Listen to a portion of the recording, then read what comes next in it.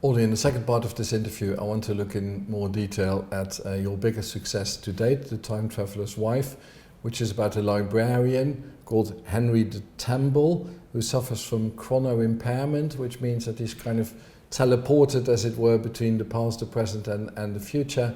And then his wife, Claire, is it Abshire or Abshire? Abshire. Abshire. My Scottish husband is always incensed at the way that Americans put the emphasis on the wrong syllable in Scottish names. Chicago is full of, everything's called Montrose, or we're constantly, he's like, it should be Montrose. So I suppose her name would be Abshire or something like that, but it sounds odd to my American ear. So you say Abshire. Abshire. Yeah. And then she then has got to come to terms with his long absences, because very often he's not there, of course, because he's in another time. I'm going to ask you a question that I know that most authors heartily dislike, and by way of example, let's look at T.S. Eliot, who once gave a lecture, and he was asked by a lady in the audience about a line in one of his poems, and the lady said, yeah, there's this line in one of your poems, 3 white leopards sat under a juniper tree, and so Mr. Eliot, can you explain what you meant by that? And Eliot said, yes, I can tell you exactly what I meant by that. When I wrote 3 white leopards sat under a juniper tree, what I was trying to say was 3 white leopards sat under a juniper tree, because the moment you reduce literature to paraphrase, it's no longer literature. But still, I'm curious as to how you see your own book, The Time Traveler's Wife. It's part straightforward novel, it's part science fiction, it's part romance, I suppose.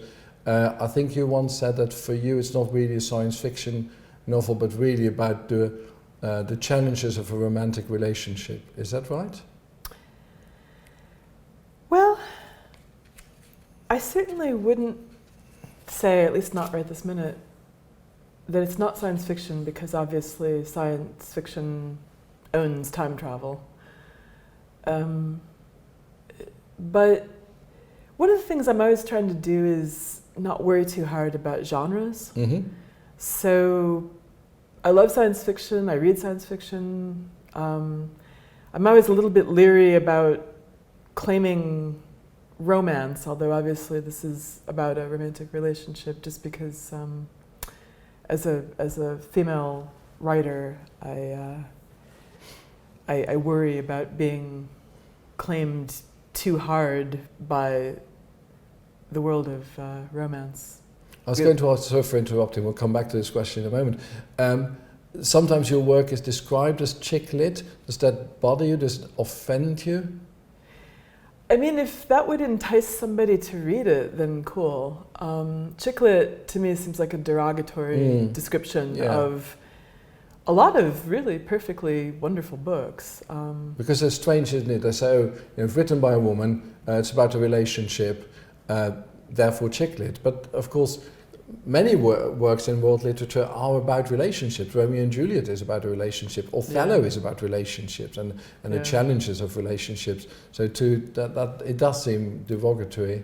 I mean, the novel as a form is about human relationships. Yes. And a huge proportion of novels involve romantic relationships. And so to fence off a certain area and say, oh, well, really, women are the only ones interested in this. Well, boy, I can tell you from having lived my 55 years that men are just as interested in romantic relationships as women are, because otherwise everybody would be very bereft. But the business of taking a book and saying, okay, this is YA, this is science fiction, this is crime fiction, as though it could only be that thing, as though crime fiction couldn't also involve a romance or YA. Romance science fiction. Yeah, yes. I mean, everything to me seems to involve a number of genres.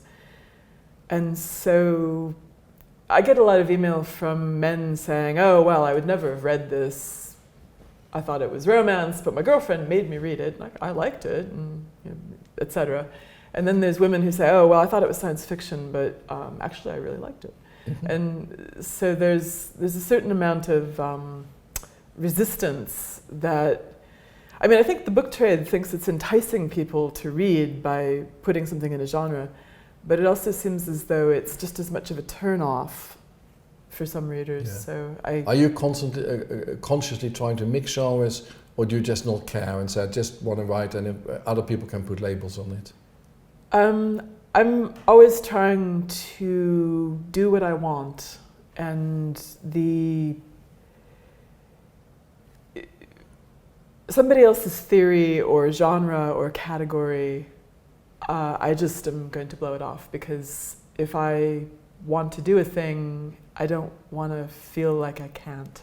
Mm-hmm. Like somebody made it against the law to mix this and that. Yeah. One critic has written that this is could be seen as a feminist analysis of marriage, in which because it's only the male that's conceded travel, and that kind of makes sense to me, because the man is traveling and the woman is constantly waiting for him, and I thought it was just at the end Henry writes a farewell letter to Claire, and I thought it was really interesting, because Henry on the one hand writes, and I'm quoting, "Please Claire, when I'm dead, stop waiting for me and be free of me, put me deep inside you, then go out in the world and live." Whilst on the other hand, of course, towards the end of that letter, he then paints a picture of how they meet again when she's much older, mm-hmm. thereby suggesting to her implicitly that she actually should wait for him. Right. That seemed, so that's a deliberate, so on the one hand he's saying, have your freedom, and at the same time he's also claiming her. Mm-hmm. Well, I think a lot of people have thought that I'm suggesting that Henry and Claire are some kind of ideal, and I was never intending to write them as these perfect people, and all the way through the novel I have tried to show both of them, but more Henry, as fairly passive-aggressive people. Yeah. Yes. And this letter is the major exhibit A of his push-pull with her. Mm-hmm. I mean, there's never a moment where either of them freely choose the other. They're kind of in this causal loop from the beginning. Yeah.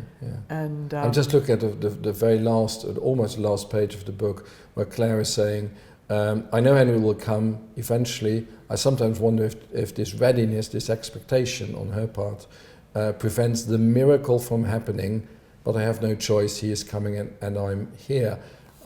When I read it, I thought, okay, the miracle could be the fact that he comes, but also the miracle of her freedom. So it is a very sort of both ambiguous and ambivalent, deliberately, I think, a picture of a relationship where, as you say, people are trying to do things for other people. One partner is trying to do something for another party, but there's always some selfishness involved as well. It's quite a complex picture of human relationships, I think.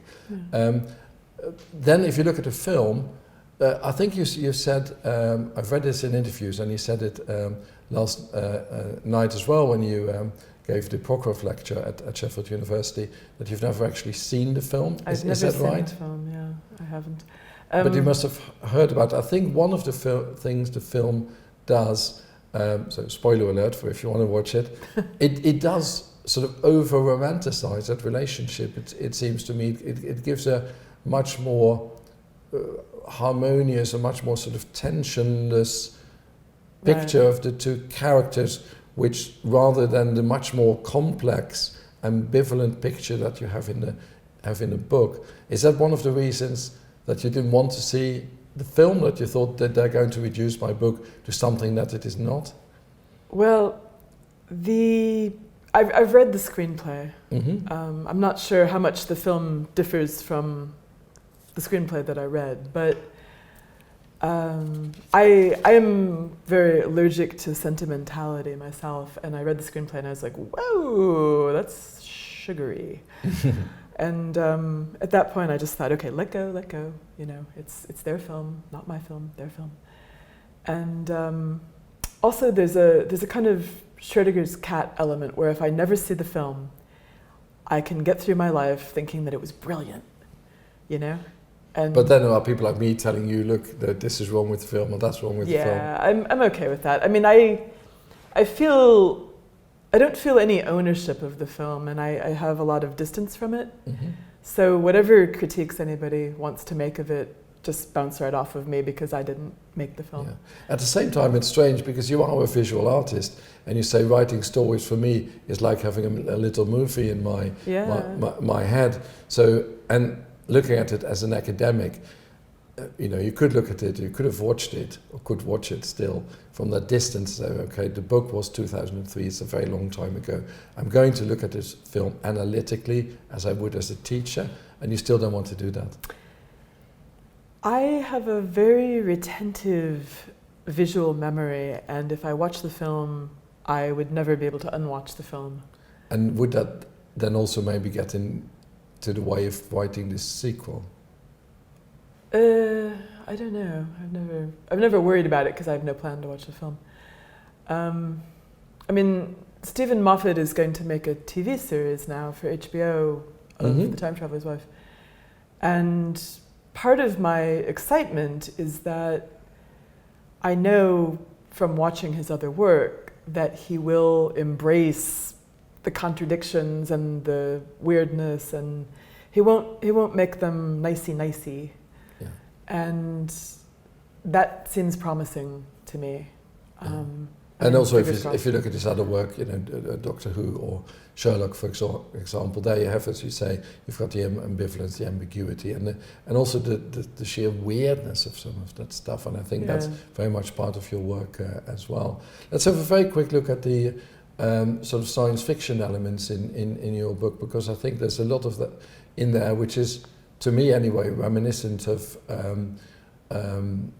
sort of classical science fiction story. So the fact that Henry, when he time travels, he arrives naked, for most people will conjure up the idea of the vision, the picture of Arnold Schwarzenegger in The Terminator. And then Henry writes to Claire, he gives her a list with dates when he will appear in her time, so she can prepare all sorts of small things that he will need in that time frame, as it were.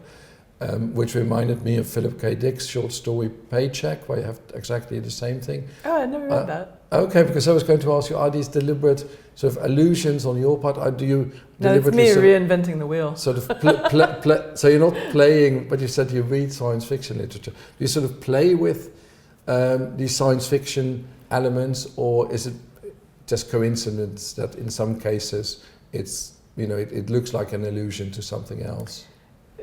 Yeah, it's just me coming up with the same thing somebody else already came up with. My knowledge of science fiction is not exhaustive. What are your favorite science fiction authors? Oh, gosh. So not Philip K. Dick, presumably? I've read a certain amount of Philip K. Dick, and his style is so odd. But his ideas are so great, I can see why his work makes really interesting films. Yes. And I have enormous respect for him because he came up with some really just not only interesting but really forward-thinking ideas. But yeah, science fiction. Ray Bradbury. I like Ray Bradbury. I didn't read Ray Bradbury until quite late. The things that influenced me, a long time ago, I got my hands on this collection called Black Water, which the editor was Alberto Manguel, and it was this big fat short story collection of just all sorts of things, some of which you might call science fiction and some ghost stories, fantasy, but the common element, I think the category that would best describe it is speculative fiction. And the things that resonated were, there was a wonderful ghost story by Edith Wharton called Pomegranate Seed that really stuck with me, and Henry James has written... I was going to say, because you've edited a collection of ghost stories and Henry James is in there, I think. No, James isn't. M.R. James is in there. Yeah. Henry James. I thought about putting Henry James in there, but his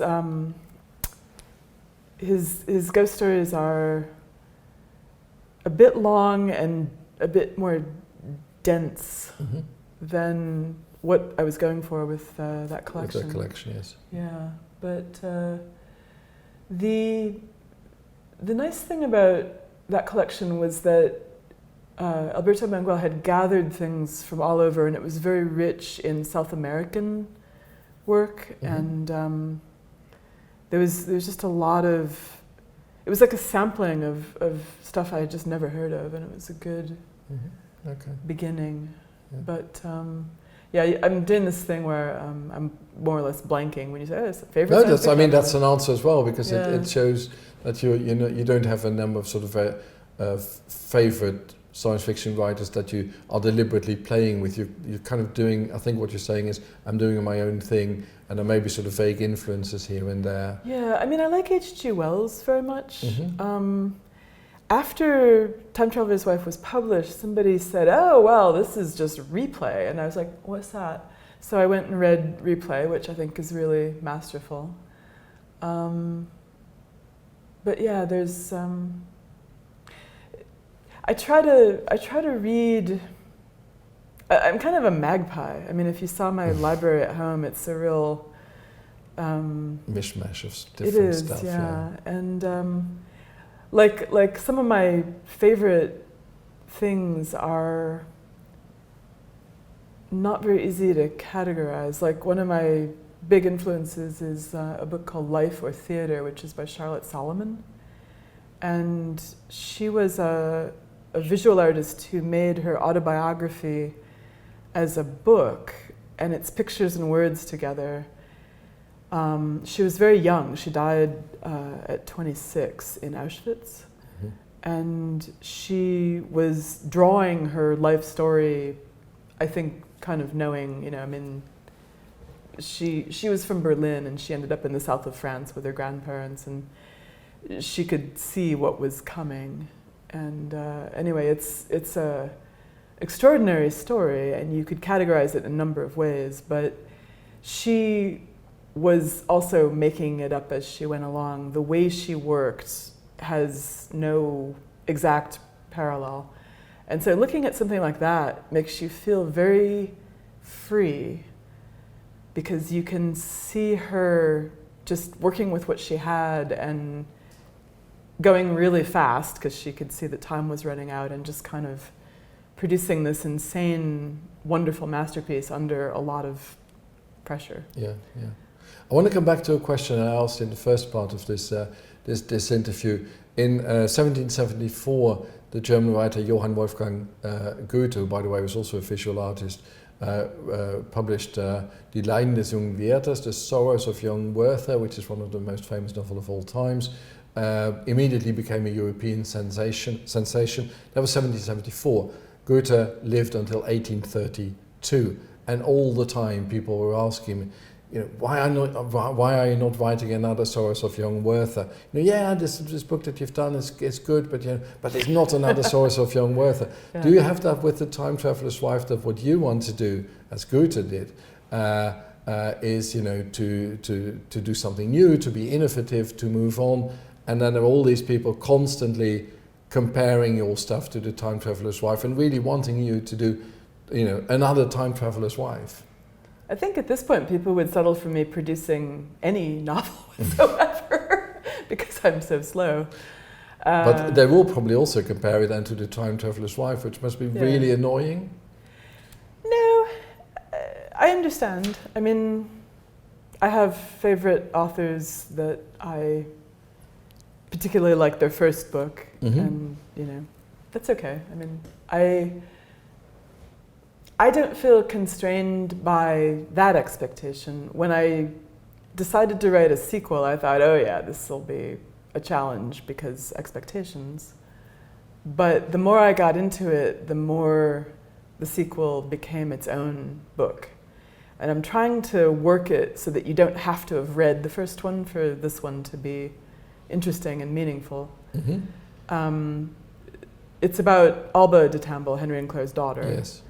And the problems are entirely different because Alba was born 6 days before the 9/11 attacks, and so in order to follow her into adulthood, I have to get beyond the moment we're in, and so I'm suddenly building future worlds, which becomes challenging and a bit depressing because I'm extrapolating from present trends and coming up with a lot of climate change and fascism, so woohoo, cheerful.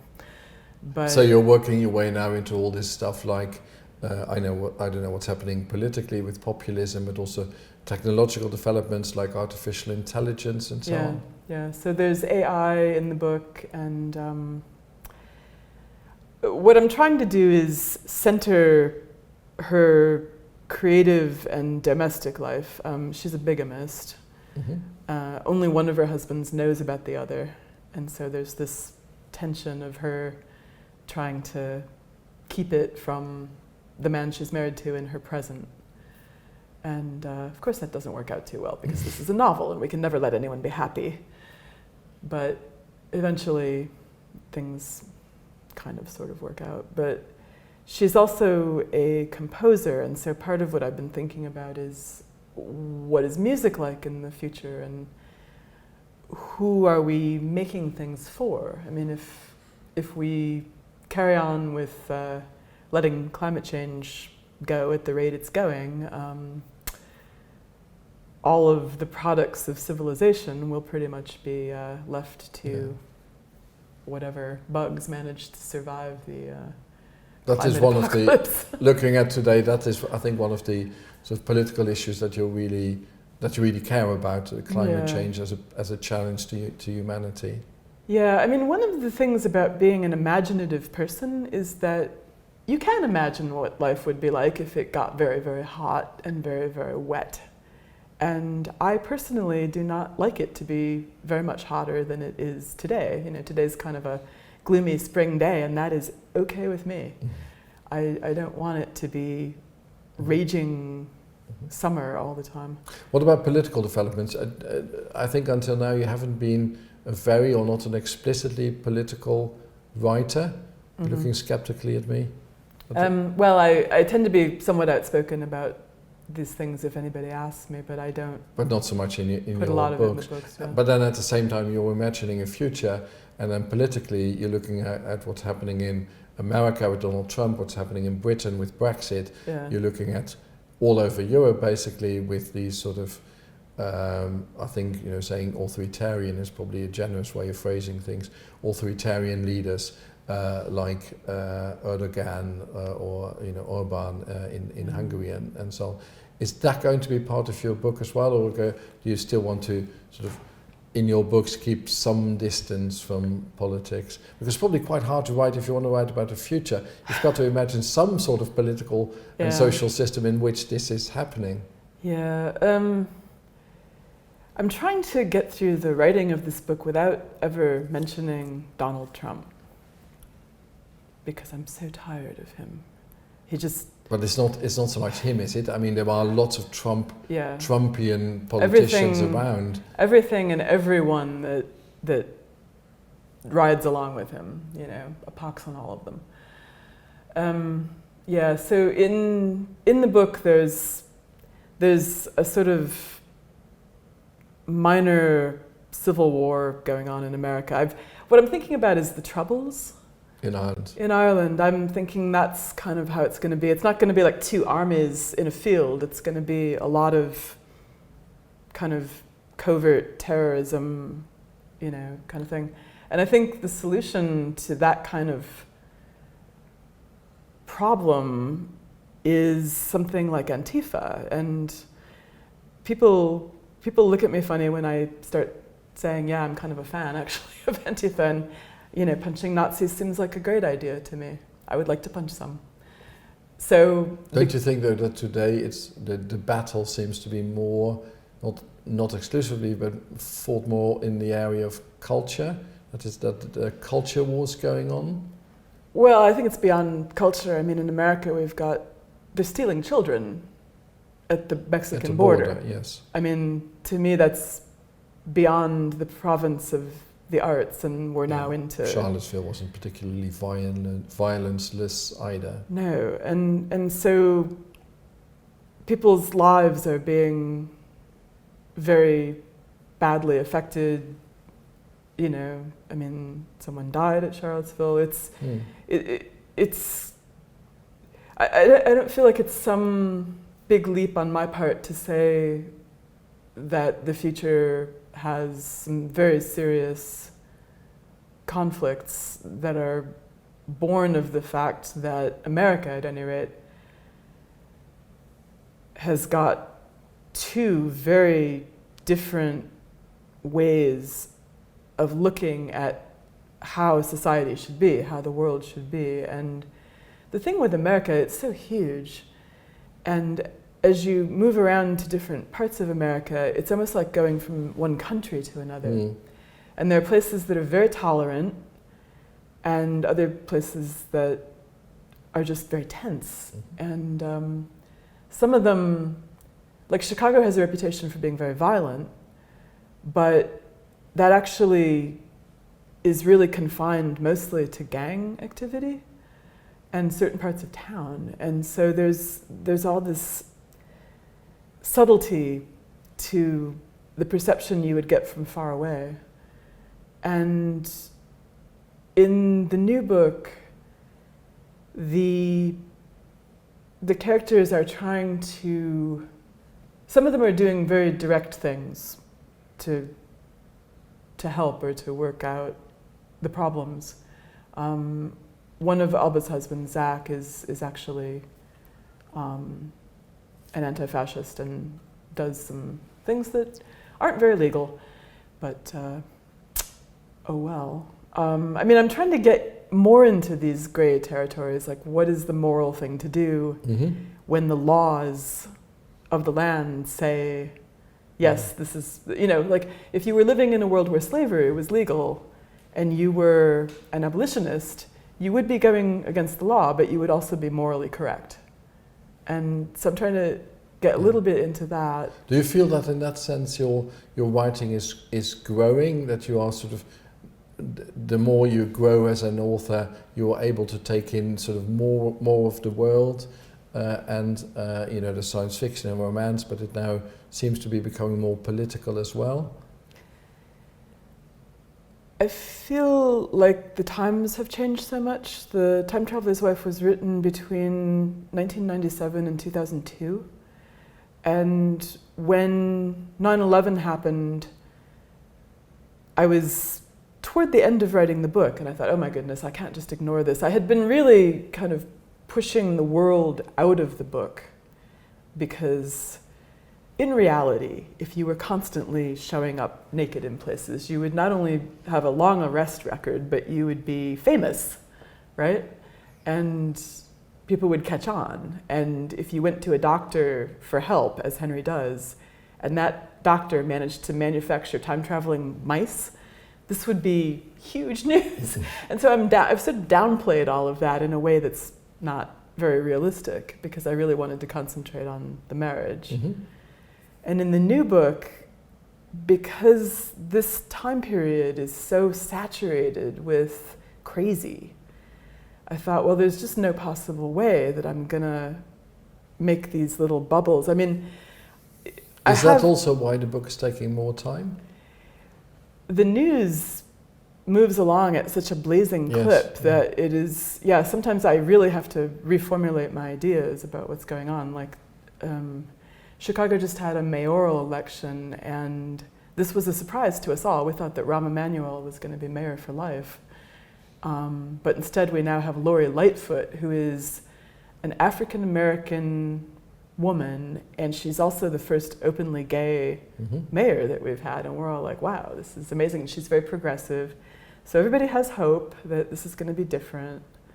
I mean, in Chicago... I was going to say, talking about, you know, sort of a bleak view of the future if you look at many things, but then you look at other things. You know, I think the emancipation of gay people, for example, in a very short period of time, it seems to me, about 10 years, has made enormous progress. I mean, the fact that someone like Pete Buttigieg can run for president now and be openly gay and say, this is my husband. You know, he might not get elected, but it's enormous progress compared to only 10 years ago. Oh yeah. Well, again, because I've spent my life in the arts, because I went to art school, I live in a funny little bubble where these things are just how normal. Yeah. It's nice to see the rest of the culture moving more toward marriage equality and kind of just mainstream happiness and acceptance. That's great. That's probably a dialectical thing then, because then you know, you also get a backlash and yeah. I mean, I have so many friends because who are then gay. you have, sorry for interrupting, you have the president of the vice president of the United States thinking that homosexuals can be cured. I mean, which is just weird. I don't know what to say about the current administration, other than that most of us, a slight majority of us, did not vote for these people. And just are open-mouthed with horror, and we're so sorry that these people are impinging. Let me maybe drag you back to literature and ask one final question on literature. You're a visual artist, you're a novelist. Would you ever want to write a play or poetry? I have written poetry. It's not very good poetry. I wouldn't put it out there. A play would be pretty interesting. Because a play also, I find it very hard to read plays because I can't read visually. I have a reasonably good visual memory, but I don't have a very good visual imagination, so I can't read plays. But if you are a more visual person, then a play would seem a really good thing to do. Yeah. Well, I wrote a screenplay, which was an interesting thing to do. For a while, there was I was working with a producer to do a two-part adaptation of her Fearful Symmetry. And I won't go into detail because the project didn't happen. But she had asked me to write a screenplay, mainly so she could see what I wanted. And so I did, and it was a very interesting exercise. Made me really appreciate how difficult it is to adapt novels. And so I thought, well, that I could maybe see doing. Again, I wasn't very good at it, but then again, I'd never tried before. And also, I had in my head the whole novel, and so it was very hard to get rid of things in order to get it into the time frame. But and of course you're also still working on The Other Husband, the sequel, if that's the right word, to The Time Traveler's Wife. Audrey, thank you very much for doing this interview. Thank you, Henk, it was a joy.